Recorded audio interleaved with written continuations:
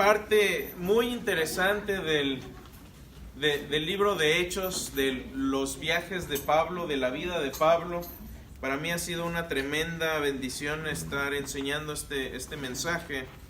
Y yo les decía, los que me conocen saben que yo no soy una persona paciente, ya lo he dicho antes.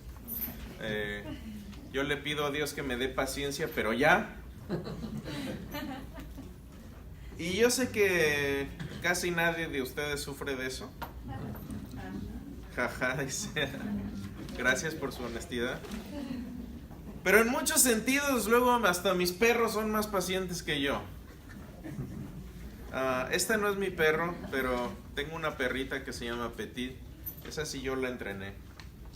Y Petit, yo la entrené para... Le puedes poner un pedazo de pollo así asado enfrente, y hasta que no le digo yo que se lo coma, no se lo come. Me tomó meses de entrenarla a hacer eso, pero se queda ahí y nada más me ve. Ve el pollo, me ve, ve el pollo, me ve el pollo. Y ya cuando le hago la señal, ya va por el pollo. Bueno, mi perro es más paciente que yo.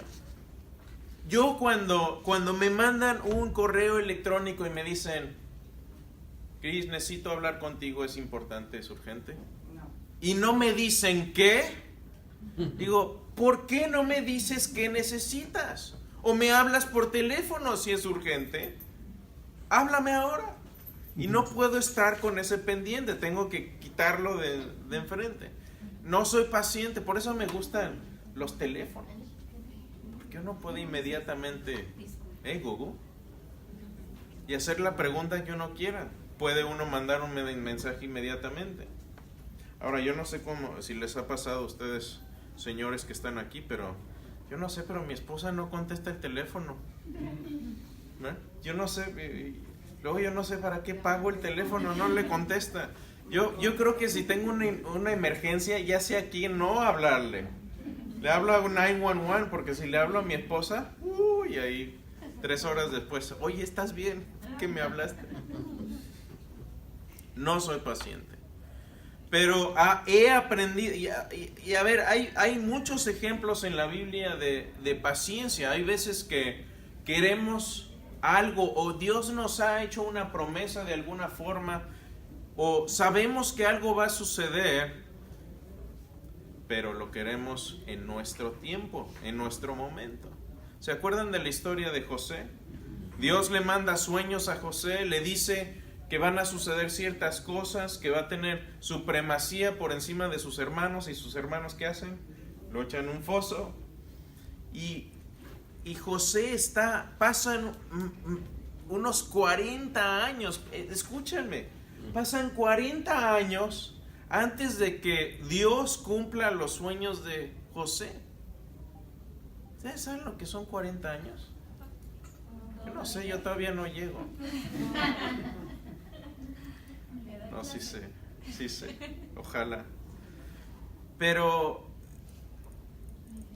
no solo tiene que esperar José, tiene que esperar en unas situaciones tremendamente difíciles en la cárcel. Pero aún ahí Dios le prospera. Y cumple Dios sus propósitos a través de José. Otro ejemplo es el de Abraham, el padre Abraham. Abraham, te voy a dar una gran nación, vas a ser padre de naciones. Y la risa, pues la esposa ya no podía tener hijos, hasta se ríe de Dios. ¿Y qué hace Abraham? Señor, creo que estás equivocado, vamos a tener que ayudarte. Y ahí se siguen peleando hasta ahora en el Medio Oriente. No le ayudemos a Dios. Y ese problema que tuvo Abraham, me identifico, porque Abraham era un impaciente. Abraham decía, Señor, me dijiste que esto iba a pasar, te voy a ayudar. Dios no necesita nuestra ayuda. Él creó el universo desde cero. Creo que puede con un embarazo ahí, sin problema. Y cuando pienso ahora en Pablo, me imagino cuando en la fortaleza Antonia está ahí encarcelado, recién lo acaban de tomar, y de encarcelar, porque según esto lo acusan de estar metiendo a gente al templo. Y Dios en la noche le aparece y le dice, ¿sabes qué? Es necesario que me seas testigo hasta Roma. Yo en ese momento hubiera dicho, ok, Señor, ¿dónde está el barco? Vámonos. ¿Mañana? ¿Pasado mañana? Bueno, una semana está bien. Pero quiero tenerlo calendarizado ya. Pasarían 3 años para que Pablo llegara a Roma. Y hoy vamos a ver esa historia. Es una historia de un hombre que tuvo la paciencia y la visión de seguir a Dios y no de estar lidereando enfrente de Dios para ayudarle. Esa es la cualidad más importante que yo aprendo de Pablo, porque no soy paciente. Y este es más o menos el viaje que toma Pablo. Pablo está... déjame quitar esto de aquí. Pablo está ¿se acuerdan? Llega a Cesarea de Judea, de Jerusalén, llega a Cesarea, pasan por allá a Sidón, y luego van hacia Mirra, hacia Nido, y en puertos, en buenos puertos, ahí en esta isla de Creta, ahí es donde empiezan los problemas. Les agarra un ventarrón y bueno, les voy a platicar más o menos la historia, y los que hayan estado viendo televisión por ahí en los 80s, a lo mejor unos cuantos de ustedes no van a entender, pero han oído. Esto es más o menos lo que sucede en el viaje. Primero va Pablo en su barquito y llega por ahí. Se embarcan en una nave de grano. ¿Se acuerdan? Una nave alejandrina. No. Esto es, hay que subirle al volumen, porque si no, esto no funciona. Ya saben para dónde voy, ¿verdad? Algunos ya saben. Ahí va. Les traigo efectos especiales, ¿no? Ok. ¿Listos? Ahí va el viaje de Pablo. Llega por ahí, sale. Empecé a escuchar el relato de un viaje fatal que empezó en el puerto tropical a bordo de este pequeño barco. Bueno, hasta ahí todo bien, ¿no? Viaje tropical, vamos paseando, llegan a la isla y Pablo les dice, ¿saben qué? Esta época es medio difícil para estar viajando en el Mediterráneo. Podemos tener problemas. De hecho, si salimos, hay una alta probabilidad de que nuestras vidas peligren y el barco también. ¿Y qué hacen los marinos? Pablo, usted no sabe lo que está diciendo. Vamos a agarrar el barco, no hay problema. ¿Y qué es lo que sucede? Eso es lo que sucede. Pero se vino temporal, en aquel barco naufragó. El no ser por la tripulación, el vino se había perdido, el vino se había perdido. Bueno, y ahí llegaron a una islita que se llama la isla de Malta. Y ahí está Pablo con, no sé si llegó con Gilligan o no, pero llegó con otros cuantos. Y deciden entonces pasar, naufragan, el barco se pierde, llegan ahí como pueden a la orilla de la playa. Y pasan, dice Lucas que pasaron el invierno en Malta. Entonces ahora si lo situamos en la historia, si lo situamos en la Biblia y quieren seguir la escritura, estamos en Hechos 28. Es el último capítulo. Hoy terminamos Hechos. ¿Qué les parece eso? Bueno, no hemos terminado, pero aún hay más. Pasan el invierno en Malta. Y aquí sucede algo interesante que yo no sabía esto, pero hay un historiador que se llama Strabo, que incluso menciona que en esta isla de Malta había unos perros chiquitos muy lindos. ¿Han oído de los malteses? De ahí vienen. Y esta raza de perros es una de las razas más antiguas que hay. Y se puede trazar su origen al centro del Mediterráneo y en específico en esta isla de Malta. Estrabo era un historiador griego que vivió un poquito antes del siglo primero, por ahí creo que nació por ahí del 40 y tantos antes de Cristo y murió como al 15 después de Cristo. Entonces, contemporáneo de Jesús, vivió en el siglo primero y habla de esta isla de Malta y habla de los perritos. Dice que había unos perritos muy lindos ahí. Y bueno, acá Pablo llega y dice Lucas que es bien recibido por los nativos. Y ahorita vamos a hablar de esta palabra nativo, pero este es el puerto de Pablo, se llama hasta nuestros días, porque se supone que ahí llegó Pablo y entonces la tradición ahí le ha nombrado a este puerto el puerto de Pablo. Ahora, la palabra que utiliza aquí para nativo es bien interesante, es la palabra bárbaro. Eran bárbaros. Cuando pensamos en bárbaros, ¿qué se les ocurre? Vikingos. Malos. Incultos. Ya sé qué se les ocurre esto. ¿Verdad? Pero no es a lo que se les ocurre. La palabra bárbaro para los griegos era simplemente una persona que no hablaba griego. Y bárbaro simplemente es una palabra compuesta fonéticamente con lo que los griegos entendían que sonaba el lenguaje de estas personas. Es como decir hoy bla bla bla bla bla bla bla bla bla. Bueno, para ellos era bar. Para los hombres que tenemos oído selectivo, cuando nuestra esposa nos está hablando y no estamos poniendo atención, nada más estamos oyendo bar. Dice, ¿me estás oyendo? Y yo, ¿perdón? Sí, ¿qué? ¿Qué dije? Si alguien se identificó, qué bueno, no soy el único.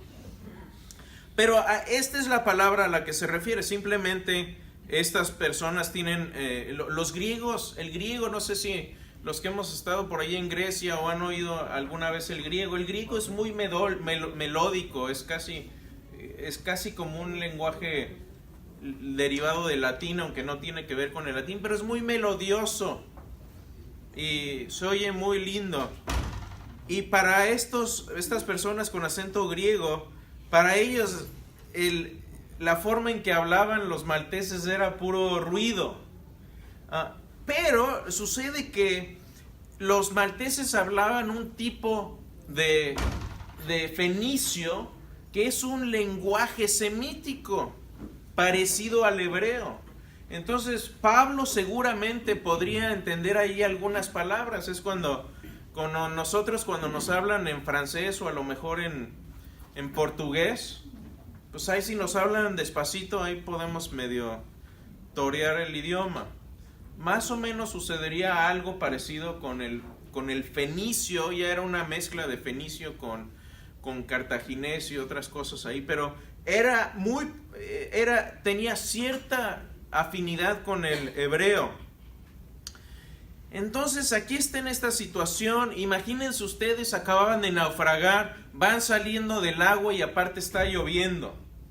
Imagínate, como decimos, les llovió sobre mojado. Literalmente eso era lo que estaba pasando. Y en esta época más o menos la temperatura era de unos 15 grados centígrados más o menos, unos 50, 60 Fahrenheit. Entonces estaba haciendo frío. O sea, sabemos la época en la que estaban ellos ahí. Estaba haciendo fresco. Entonces, Pablo está en esa situación y los malteses les ayudan a hacer un fuego, les dan provisiones, les dan ropa y los atienden bien.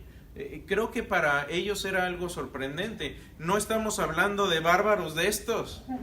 Estamos hablando de gente que tenía hospitalidad. Era una característica importante de estos malteses. Y bueno, pues en medio de hacer este fuego, pues hay que mantener el fuego. Y aquí lo que dice la escritura es que Pablo se pone a recoger palitos para el fuego. ¿Alguien jugó a esto alguna vez? Sí. ¿Sí? ¿Ustedes saben lo que es? ¿Son estos? No, o de Nintendo para acá. Déjame que este juego lo tuvieron que quitar los de Nintendo para que se vendiera el Nintendo. No, no es cierto. Me van a creer. No, pero había. ¿Ustedes no jugaron esto? ¿No? Con la paciencia suya no lo hizo. No, nada. O sea, como de los 40 para abajo. Se llama Pick Up the Sticks. No saben qué es esto. ¿No saben qué es? No. Para barbecue. Ah, los marmelos. No es para los marshmallows, no es para los malvaviscos, no es para asar salchichas. No, es un juego de palitos, entonces tú los tirabas así al azar y tenías que ir sacándolos uno por uno sin mover los demás. Y cada uno tenía valor. Le enseñé a mi hija hace como 2 semanas, no me acuerdo dónde estábamos, y sacamos unos de estos para jugar. No tenía ni idea y estaba intrigada. Dejó el iPhone como por 5 minutos.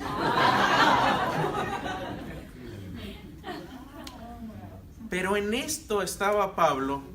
Fíjense, Pablo recogiendo madera para la leña, para hacer fuego, y en eso va, toma su leña, empieza a ponerla en el fuego, y resulta que uno de los maderos no era un madero, era una serpiente, y la serpiente le pica, y era una serpiente venenosa. Entonces imagínense, aquí está el escenario, aquí es interesante porque venían de naufragar, y luego le pica una víbora, le muerde una serpiente. Los bárbaros dijeron, hombre, los dioses lo odian. Fíjense el pensamiento, los dioses lo han de odiar. Imagínate, acaba de naufragar y no se murió en el naufrago, pero con esto yo no le doy 5 minutos, y casi que empiezan a hacer apuestas a ver a qué hora se muere cuánto va a durar. Y Pablo nada, se quita la víbora y sigue haciendo sus cosas y no pasa nada. Ahora, era una víbora venenosa. Ahora, sucede que en Malta hoy en día ya no hay serpientes venenosas. Pero no quiere decir que en ese tiempo no hubiese serpientes venenosas. Sabemos que en esa área con anterioridad había serpientes venenosas, pero a ver, esta es una isla relativamente pequeña y ya no hay bosque donde se escondan y tengan su hábitat. Entonces eso llega a suceder, que se extinguen algunas especies después de que ya invade la raza humana. Pero entonces los malteses dicen, bueno, primero dicen, es un asesino, por eso los dioses lo están eliminando, debe ser algo malo ha de haber hecho. Y eso, muchas veces eso pensamos, ¿no? Cuando le está yendo mal al vecino, digo, algo ha de haber hecho, a ver qué hizo. ¿No fue lo que le dijeron los amigos de Job a Job? Pues, ¿qué hiciste para hacer enojar a Dios? Y no necesariamente es algo que hayamos hecho mal. Simplemente vivimos en un mundo caído. Pero entonces sucede acá que después de que les pasa la hora y dicen, ya no se murió, entonces dicen, debe ser un dios. En el extremo al que se van. Pero Pablo no hace caso. Y dice la escritura también que Publio era el principal de la isla. No sabemos si él era un dignatario romano o si simplemente era un líder de sociedad en la isla de Malta. Pero lo conoce ahí, dice que recibió a Pablo y estuvo con él por 3 días y les dio les dio de comer, les dio de beber. Yo no sé qué habrán comido, no sé si a lo mejor una malteada. O a lo mejor una malta Goya. ¿Saben lo que es esto? Malta Tuey. O algunos que conocen, ¿saben de esto? Malta, Sol, ¿no? ¿No hay nadie de Puerto Rico acá? Sí, acá. Sí, ¿no? Sí, la Goya. La Goya. ¿Qué tal esa? India. La India. La Goya. Bueno, obviamente esto no es de Malta, pero ¿Y la colombiana aquí? No. la colombiana no la Pone puse. Malta. ¿Qué pasó? ¿Tiene una Malta colombiana también? Bueno. Hay una que se llama Malta Tuey, que es cubana. Ah, que es cubana también. ¿Y les gusta? Bueno, ¿no? Sí. Es la Goya. Tiene mucho azúcar. Pura azúcar, ¿verdad? Muy azúcar. Bueno, cuidado, cuidado. Bueno, yo no sé qué les habrá dado de comer. Me imagino que no fue ninguna de estas cosas. Pero los recibió bien, los trata bien. Y resulta que el padre de Publio está enfermo. Y entonces Pablo lo sana. Y cuando la gente se entera de que Pablo puede sanar, imagínense qué pasa. Casi que llega toda la isla ahí. Todos los enfermos llegan ahí. Y Pablo empieza a sanar a los enfermos de la isla. Y estuvo con ellos durante 3 meses. Acuérdense que ya era el tiempo donde era difícil viajar. Y yo creo que ahora sí entraron los marinos y los romanos en cordura. Y dijeron, ok, mejor nos esperamos a que pase el tiempo y que ya sea una mejor época para poder viajar. Y viene mucha gente y les predica ahí, al punto que si hoy en día ustedes ven estampillas de correo de Malta, muchas tienen imágenes de Pablo curando a la gente. Estas son estampillas de Malta. Entonces la gente sabe que Pablo estuvo ahí. ¿Alguna pregunta hasta aquí? ¿Vamos bien? Ok. Entonces acá llega ya el tiempo de la partida y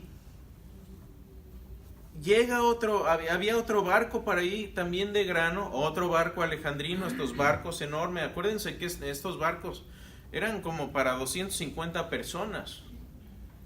Eran barcos enormes y hay otro barco alejandrino y agarran y abordan este barco de grano que tenía rumbo hacia Italia y se embarcan. Entonces no lo mencioné, pero la isla de Malta en la que están es esa islita que está al sur de la otra isla de arriba. ¿Cómo se llama? Sicilia. La isla de Sicilia. Entonces el trayecto más o menos que toman, el primer día salen y van hacia Sicilia, hacia esta ciudad que se llama Siracusa, y luego llegan a la puntita de la bota italiana que se llama Regio, y se disponen entonces a subir por Nápoles costeando, y eso es precisamente lo que hacen, y llegan al puerto de Puteoli o Puzzoli. Hoy ya le cambiaron el nombre, se llama Puzzoli. Y llegan a este puerto, pasan ahí por esto ya sería como un suburbio hoy de la ciudad de Nápoles, está cerca de Nápoles. Esta es la bahía de Nápoles, como se vería en tiempos ya modernos. Y en camino a Puzzoli o Puteoli llegan y pasan por una isla muy bonita que se llama Capri. Una isla muy muy conocida, hay hasta canciones. Hay una canción muy dramática en francés que dice Capri, ahí se me acabó el amor en Capri. Sí, eso dice, se llama Capri, c'est fini, se acabó. Pero es una isla muy bonita y pasan por ahí haciendo un acercamiento con Google. Acá está la isla de Capri. Pasan por ahí, llegan a Capri y empiezan y siguen costeando con destino, pasan por Nápoles. Y ahí hay algo interesante. Allí habrían pasado, esa sería más o menos la ruta que habrían pasado. Y no sé si ven este círculo que puse acá arriba. Ese es el volcán Vesubio. Este volcán hizo erupción en el año 79, unos años después de que Pablo pasa por ahí. Y es interesante cómo la historia está toda entrelazada, pero en este incidente, cuando el Vesubio explota, es una erupción terrible. ¿Se acuerdan de Drusila? La esposa de Félix, hija de Herodes Agripa. Bueno, su hijo, Marco Antonio Agripa, y su esposa mueren en esta erupción. Y también muere uno de los grandes historiadores romanos llamados Plinio el Viejo. De hecho, su sucesor Plinio el Joven menciona a Jesús. Y ellos habrían pasado por costeando y habrían visto el Vesubio ahí a lo lejos. Y cuando llegan a Pusolí, es interesante, pero había una iglesia ahí. Ya había una iglesia ahí. Y el cristianismo ya se había esparcido por todos lados. Y dice la escritura que llegaron ahí, les dieron ropa, les dieron comida. Y yo me imagino cómo habrían visto los romanos esto. Que a Pablo donde iba lo trataban bien. Lo trataban como dignatario. Yo me imagino el centurión ahí viendo todo esto y diciendo, bueno, ¿este qué? ¿Parece diputado? Todo mundo lo conoce, todo mundo lo quiere, todo mundo le ama. Yo creo que esto tendría un impacto después, y después vamos a ver que podemos ver en lo que vamos a estudiar después, que el impacto que tuvo el testimonio de ver cómo los cristianos se trataban unos a otros, tuvo un impacto muy fuerte en los soldados romanos que estaban con ellos. Lo vamos a ver después. Pero interesante que la iglesia en Pusolí seguramente mandó a algún cristiano con buenas piernas y buenos pulmones a Roma, que estaría, me parece, unos 60 millas por ahí de Roma, y lo mandan a alguien. Y hay una delegación de la iglesia de Roma que viene en camino a recibir a Pablo. La palabra que utiliza Lucas para la palabra bienvenida es similar a lo que haría un país en tiempos modernos para recibir a un presidente, o si viniera, por ejemplo, la reina Isabel, la reina de Inglaterra, a recibir, a ser recibida en este país. Un gran dignatario. Ese es el tipo de recibimiento, y se encuentran en medio de la vía, lo que se llama en aquel tiempo la vía Apia. Era uno de los caminos principales que llevaban de hecho, el camino principal que llevaba a Roma en aquel tiempo era la vía Apia. Imagínense caminar unos 40 kilómetros para recibir al apóstol Pablo. Y yo me imagino que al frente de la delegación a lo mejor vendrían Priscila y Aquila, que estaban ahí, sus amigos con los que había convivido en Corinto, ¿se acuerdan? Con los que había hecho ministerio durante tanto tiempo, ya estarían de regreso acá en Roma. Y Pablo, aunque estaba siendo cuidado todo el tiempo por un soldado romano y estaba en prisiones, tenía ciertas libertades, pero con todo y eso, Dios utiliza esta situación, para llevar a sus pies a muchos de estos soldados, como vamos a ver después. Y Pablo entonces llega a la ciudad más importante y más majestuosa del mundo conocido en aquel tiempo. Pablo, el apóstol, llega a Roma y da gracias a Dios. Por fin, después de 3 años de estar batallando, de estar esperando la promesa de Dios, por fin Dios cumple su promesa de llevarle y entra Pablo a Roma. Yo me imagino lo que ha de haber sido para Pablo emocionalmente haber llegado ya a ese lugar. ¿Qué habrá sentido? Me gustaría preguntarle, Pablo, ¿qué sentiste cuando entraste a ese lugar? Y sobre todo que no entró solo. Ha de haber entrado con una gran parte de la iglesia de Roma y seguramente parte de la iglesia de Puzzolí fue y lo acompañó también. Fue un momento de gran gozo y de gran alegría para la iglesia en aquel tiempo. En ese momento no eran perseguidos. Bueno, es interesante que en la siguiente conversación, cuando Pablo llega, lo primero que hace es reunirse con los judíos. Y él les dice, ¿saben qué?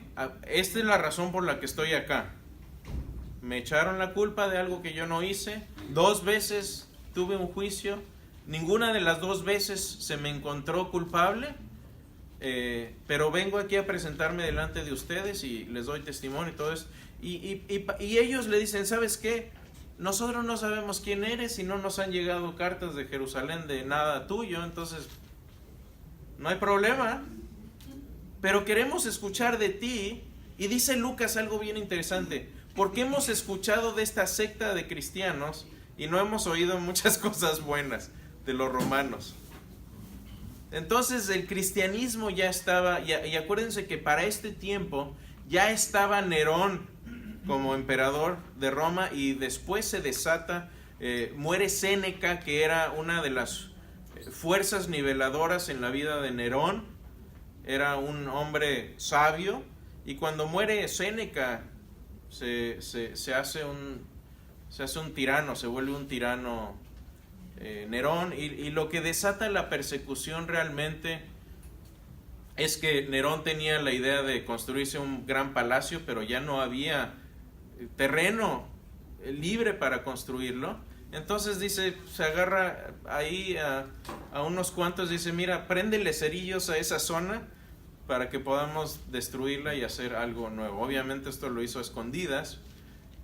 Se les pasan los cerillos y en vez de quemar una pequeña zona para poder construir ahí el palacio, destruye una tercera parte de Roma. ¿Y qué es lo más fácil cuando haces algo malo y hay gente ahí inocente alrededor tuyo? Échale la culpa, y eso es precisamente lo que hace Nerón.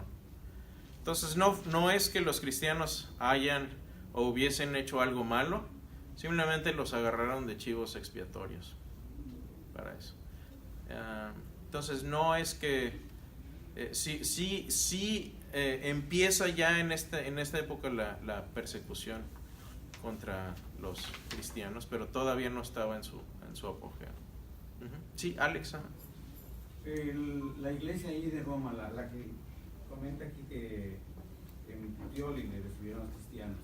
Sí, bueno, está a unos 60 kilómetros más o menos de Roma, me parece.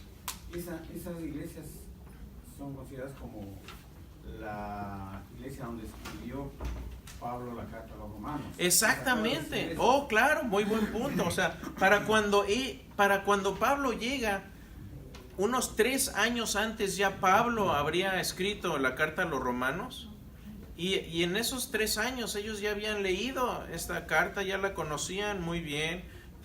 Había en Roma gente muy pegada y muy allegada a Pablo, como Priscila y Aquila, que eran amigos entrañables de Pablo. Entonces la iglesia ya tenía una estrecha relación con Pablo, no era así como que ya llegó acá el jefe, no, era alguien con lo que ellos amaban realmente. ¿Quién se supone que fundó esa iglesia? No sabemos. Cuando hablamos un poquito de la carta a los romanos, lo que los estudiosos piensan que sucedió fue que en Pentecostés específicamente se menciona que había gente de Roma en Pentecostés, y que seguramente cuando estos cristianos nuevos llegan y regresan a ver, la fiesta de Pentecostés era un tiempo, nos reunimos todos y después aquí se rompió una taza y cada quien para su casa. Y si regresaron a Roma, fundaron iglesias allá. Y eso es lo que seguramente sucede acá, porque la iglesia de Roma, o sea, ya era antigua, ya para cuando Pablo les escribe, ya era una iglesia bien formada. ¿Sí? Buena pregunta. ¿Alguna otra por ahí? Sí, una pregunta. Ajá. Dijiste fiesta de Pentecostés. Bueno, no era una fiesta, era una... No, fue un hecho que sucedió 50 días después. Sí, pero era una conmemoración. O sea, Pero no era una cuestión judía de un precepto, o si se considera junto con algún un festejo propio de los judíos. sí, es la Pascua. Es la Pascua judía. Es cuando...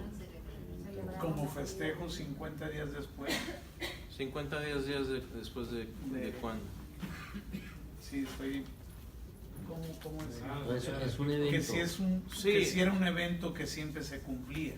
Bueno, Pentecostés siempre se hacía cada año, pero caía en diferente época cada año según el calendario judío. Pero era la conmemoración de la salida de los judíos de Egipto, por eso se comían los panes sin levadura, que era lo mismo que comieron los judíos, porque no tuvieron tiempo de poner levadura para que levantara la masa, y entonces prácticamente comieron tortillas al aventón y vámonos de aquí. Ese es realmente el significado de la fiesta, es conmemorar que Dios les sacó de Egipto, y el comer esos panes sin levadura les hacía recordar que tuvieron que salir y comer, ahora sí que inhalarse la comida y tener que salir huyendo de ahí. Eso es realmente lo que era la fiesta de panes sin levadura, la Pascua. Pero sí es fiesta, ¿no? Sí es fiesta. Pues es un festejo, obviamente. Tal vez fiesta no es la mejor. Sí, es una conmemoración, es un... Por eso la pregunta era que si era un evento. Sí, que se hacía. Sí, era un evento periódico. Claro, sí, definitivamente. Sí. Sí, era un evento periódico, definitivamente, y se sabe en qué épocas se festejaba. Normalmente era octubre o noviembre, finales de octubre o noviembre, y depende, por ejemplo, si los eventos acá de Pablo sucedieron en el 58, 59, cuando naufraga, entonces la fiesta de Pentecostés habría sucedido en una fecha un poquito diferente, pero era un evento periódico. Sí, buena pregunta. ¿Alguien más? ¿No se han dormido? Okay. Sí. Bueno, entonces ahí habría habido varias sinagogas y Pablo les explica que fue inculpado varias veces, 2 veces que él realmente no había hecho nada. Y Lucas utiliza una palabra súper interesante. Dice Lucas que Pablo razonó con ellos. Quiero hacer una pausa aquí porque muchas veces pensamos, les digo que en el cristianismo no entra la razón, que todo es algo, que pensamos, sí, muchas veces pensamos eso erróneamente. Pero Pablo utilizó la razón, utilizó la escritura y razonó con ellos largo tiempo, dice la escritura, les da su testimonio. Y me encanta cómo termina aquí esta parte, porque dice que durante 2 años, fíjense, Pablo se quedó en Roma en una casa rentada, obviamente estaba custodiado, pero tenía libertades y ya se había ganado la confianza de sus captores, de los soldados romanos. Yo me imagino ya que para estas alturas, estos soldados romanos, imagínense, ya habían visto cómo les había profetizado Pablo que no se iban a morir en el naufragio. Habían visto cómo había curado tanta gente en Malta. Habían visto su testimonio, que la serpiente no lo mata, cómo la gente lo trataba, cómo lo recibe la iglesia de Roma. Yo creo que para estas alturas muchos de estos soldados ya eran cristianos, para estas alturas, o si no, ya lo estaban considerando seriamente. Yo creo que uno no podría estar con Pablo tanto tiempo sin ser movido por dentro, ¿no? Y Lucas dice, y por 2 años se quedó predicando el reino de Dios y enseñando todo lo concerniente al Señor Jesucristo con toda libertad y sin estorbo. Esto, mis hermanos, es el cumplimiento de la promesa de Dios. Cuando le dice en la fortaleza Antonio, le dice, Pablo, me vas a ser testigo en Roma. Y aquí Lucas cierra ese capítulo. Y prácticamente podría decir, siguiendo Lucas, y decir, y Dios cumplió su promesa.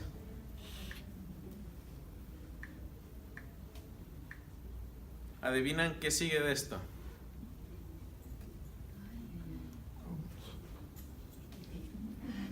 ¿Qué? ¿Saben? Cuando fui a ver El Hobbit,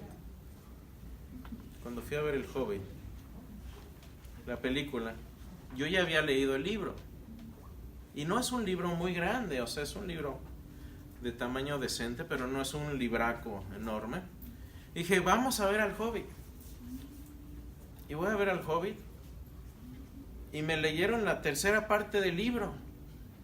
Digo, ¿y dónde está lo demás? Me dice mi hija, no, es que faltan todavía 2 películas. Así me siento cuando termino de leer Lucas. Digo, Lucas, ¿y luego qué pasó? ¿Qué sigue de acá? ¿Cuál es el fin de la historia? Bueno, no sabemos exactamente por qué Lucas ya no escribe más. Y hay varias teorías. Una de ellas dice que simplemente esto fue lo más relevante y Lucas ya no quiso relatar tal vez la muerte de Pablo. Otros dicen que a lo mejor es la época precisamente donde ya se desata terriblemente la persecución y ya no tiene oportunidad de seguir escribiendo. Y la verdad es que no lo sabemos. Lo que sí sabemos es que es en esta época, en este transcurso de 2 años, donde tenemos las cartas de Filipenses, Colosenses, Efesios y Filemón, escritas por Pablo. Estas son las llamadas epístolas de la prisión. Y en esta época es cuando Pablo manda estas cartas, y estas cartas las vamos a estudiar. Y, por cierto, tenemos también información histórica de qué pasó después. Afortunadamente hay otras fuentes de las que podamos echar mano para ver qué fue lo que pasó con Pablo, cómo murió, si murió en Roma o no. Y si no lo dice Lucas, ¿quién lo dice? ¿Cómo podemos saber eso? ¿Cómo murió? ¿Fue más o menos en la misma época que murió Pedro? ¿Murió Pedro crucificado boca abajo o no? Bueno, vamos a ver algunas de esas cosas en las próximas clases, pero vamos a estudiar estas cartas. Ahora, ¿qué probabilidad hay que sí escribió algo que no se consideró? Es posible. A ver, porque tenemos... una persona que siempre tiene esa Sí. cuestión de escribir en algún momento. Claro. No escribe, ¿no? Claro, yo creo que lo más sensato es que simplemente ya no pudo escribir. No sé si murió a lo mejor Lucas y ya no pudo escribir más, no lo sabemos. Yo lo que pienso es que ya no pudo escribir más. Yo pienso que tenía una intención de seguir escribiendo y de seguir de concluir la historia y ya no lo pudo hacer. Pero es posible que haya escrito algo más, como tenemos ejemplo de Pablo. Pablo escribió una carta a la gente de la Odisea. ¿Dónde está esa carta? ¿Quién sabe? Se la comió el Cookie Monster, como se gastó, como decían los yucatecos. Hay cartas que escribió Pablo a los colosenses que no tenemos, por lo menos una, yo creo que más bien dos. ¿Dónde están? Mismo lugar. Entonces sí es posible que Lucas haya escrito aún más, pero simplemente no lo sabemos. Esa es una de las preguntas de teología 1001 que hay que preguntarle al Señor cuando lleguemos por allá. Ajá. ¿Y si referente Sí. al cuarto viaje de Pablo? Vamos a hablar de eso. Vamos a hablar de eso. Sí, vamos a hablar de eso porque Pablo también escribe que tenía la intención de llegar hasta España. Entonces la pregunta es aquí, la gran pregunta es, ¿fue liberado Pablo de esta prisión y después volvió a Roma? ¿O ya fue esta su última carta? Bueno, yo creo que hubo más, pero vamos a estudiarlo a fondo en las próximas clases. ¿Les parece? Entonces, no es el fin todavía. Ya se acabó Hechos, pero la historia continúa. Continuará. Puntos para casas, dice Hechos 28. Sin duda, este hombre es asesino. Yo creo que hay veces que cometemos pecados, los cristianos, porque no entendemos la mente de Dios. Hay veces que sí nos pasan cosas malas porque hemos hecho algo mal, pero no siempre es así. Y me encantaría ahondar en esto porque es un tema muy importante, el tema del sufrimiento, y yo sé que muchos de ustedes que están acá están pasando tiempos difíciles. Lo sé porque estoy orando por varios de ustedes. Oren por mí, también he pasado.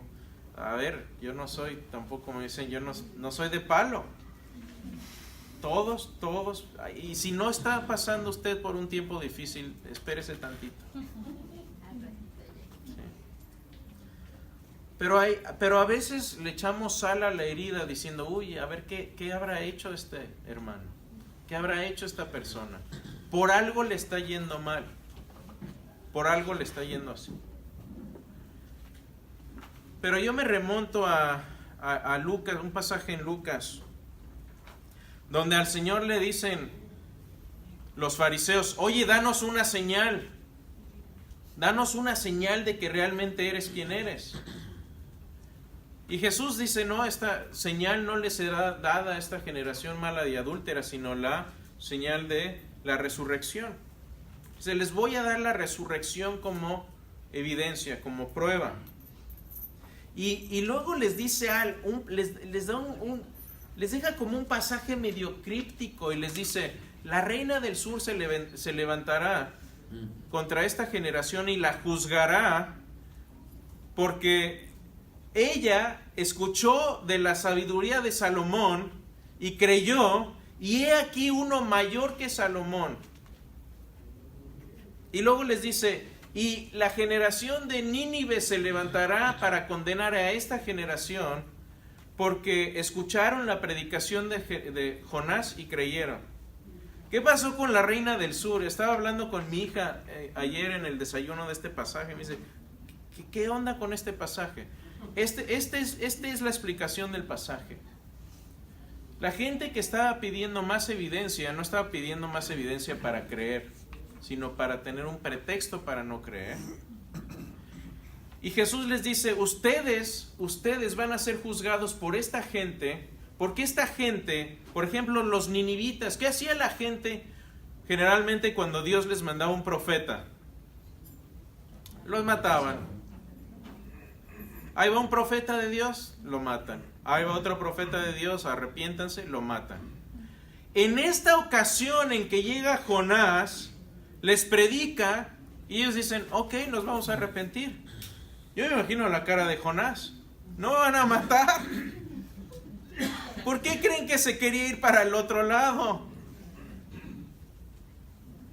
¿Y qué dice Jesús? Esta generación tuvo menor evidencia de ustedes porque simplemente se arrepintieron con la palabra de Jonás.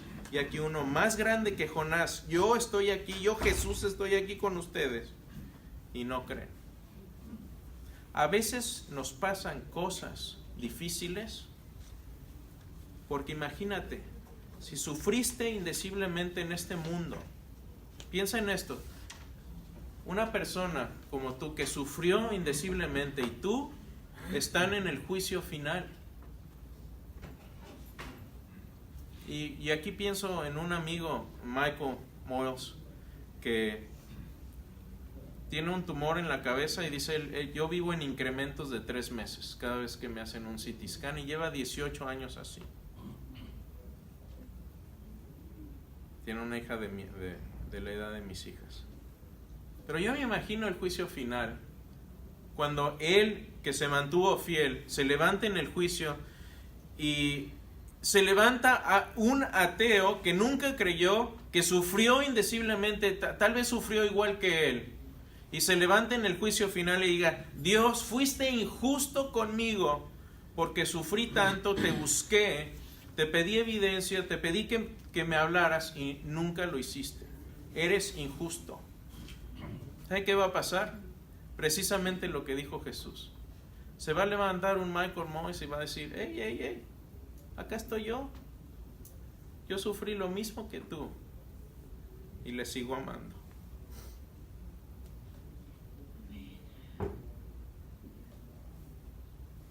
A veces sufrimos porque estamos siendo testigos de lo que Dios está haciendo en nuestra vida. Y vamos a ser testigos no solo aquí, sino en el juicio final. Así que cuando sufras, alégrate. No es para hacer una fiesta, pero alégrate de que estás siendo testigo y en el juicio te levantarás, en el juicio final. Y por eso dice Pablo, ustedes van a juzgar ángeles, porque ustedes tuvieron menor evidencia que los ángeles, pero le siguen amando. Ese es el gran momento del ser humano, cuando estamos sufriendo y que le seguimos amando.